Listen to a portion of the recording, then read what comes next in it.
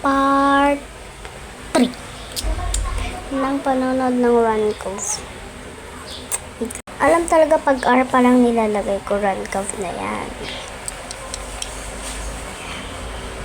Runcove. Ay, let's see pala ba naman. Yan, ito first. Akala ko ba sa Japan mo gusto yung mundo? Di ba sinabi ko sa'yo kung yun yung pinakaunang gusto ko Ba't ang sungit ni Sa akin kasi Ella? quality time, yung makasama ka lang Buti pa silang lunes na ata. Hindi. OG sila, guys. Si Liz, si Angel, si Mitch, si Yana, si Angel. talaga yung gusto mong dalhin doon o baka may iba na Si Yana, si Ella, tapos, si Angel. Kumain ng masasarap na pagkain sa Japan. Meron sila problema ba? Yan na nag-away. Oo, problema ako, ikaw. Bakit sa napapansin ko kasi sa'yo, binabakuran mo masyado si Mitch. Wala kang respeto. Siya pa, si Miles pa talagang walang respeto. Ikaw naman na Justin. Pag bayan mo ng Mimi, masaya na sila, cheater, nag-back out ka pa. Para lang mag-away sa labas.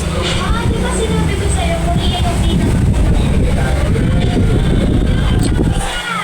Para sa akin kasi quality time, yung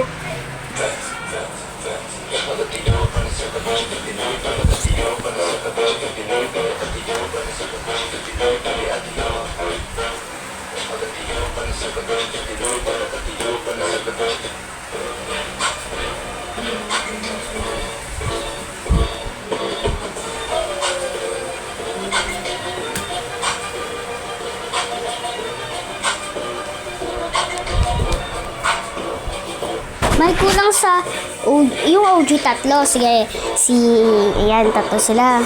Tatlo. Si Luis, si Ella. Yan, bago si Luis sa OG. Tapos yan, bago si Glay ata yun. Glay ata yung pangalan niya. Si Glay, si Ate Glay.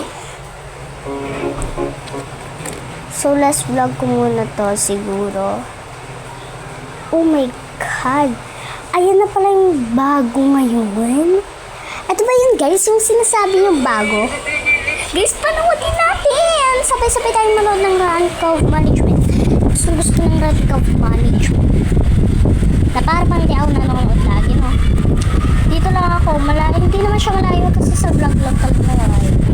Gusto magsalita tayo. Lapit na tayo. So, magbababay na ako. Like, share, and subscribe. Bye-bye, Runcove Management.